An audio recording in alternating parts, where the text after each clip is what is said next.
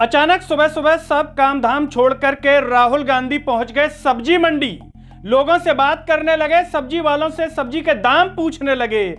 दाम सुनकर राहुल गांधी का शायद इतना दिमाग खराब हो गया होगा कि उन्होंने ट्वीट करके कह दिया कि मोदी सरकार कुंभकर्ण की तरह सो रही है। नमस्कार, मैं हूं गिरिराज शर्मा और आप देख रहे हैं सरल टॉक।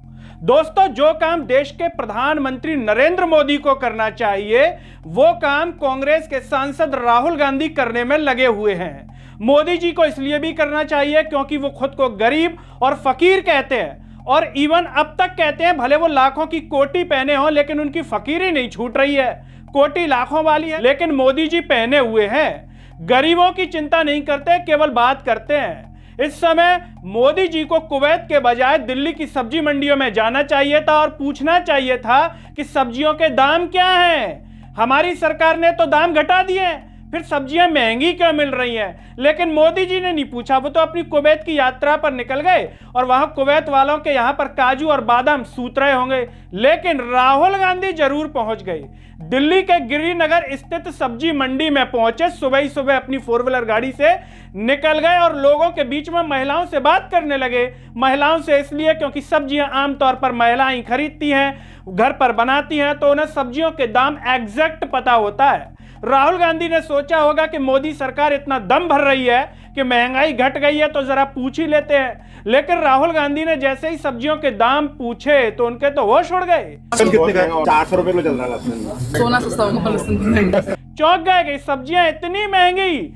लहसुन एक समय पर 40 रुपए किलो था, अब 400 रुपए किलो है। मोदी सरकार का विकास है, कोई कांग्रेस का विकास थोड़ी है जो औने पौने दाम पर लहसुन बिकेगा। ये मोदी सरकार का विकास है। महिलाएं सब्जी वालों से बात करती हुई देखी जा सकती हैं। कोई महिला कह रही है भैया मटर दे दो, मटर वाला बोल रहा है कि 120 रुपए किलो। अरे भैया इतना महंगा, ये तो सस्ता आता था, अभी तो मौसम भी चल रहा है, लेकिन इतना महंगा अभी से कोई सलजम मांग रहा है। शलगम जो है 30 रुपए किलो मिल जाते हैं, 40, आज ये 60 बता रहे हैं। भैया क्या मटर लगा रहे हो? 120 रुपये, कुछ तो कम कर लो। अरे कुछ तो करना चाहिए ना भैया। महिलाएं कह रही हैं कि हमने राहुल गांधी को चाय पर भी इनवाइट किया है। आज हमने अपने राहुल गांधी जी को अपने घर पे भी चाय पे बुलाया है। तो राहुल गांधी जब यहाँ तक पहुंच गए तो उनके घर तक भी पहुंच गए और महिलाओं से बात करने लगे। इतने में एक महिला कहती है कि इसका दाम बताइए। हाथ में टमाटर था। सबसे अच्छा इसका रेट है। अच्छा रेट है, बहुत अच्छा। 100 से कम है। 60। हाँ। दोस्तों, हैरत की बात देखिए, महिलाएं यहाँ तक कह रही हैं कि अगर जो मरीज है उसके लिए हम ढंग से सब्जी और फल नहीं ले जा सकते। अगर डॉक्टर ने लिख दिया कि फल खिलाने हैं मरीज को।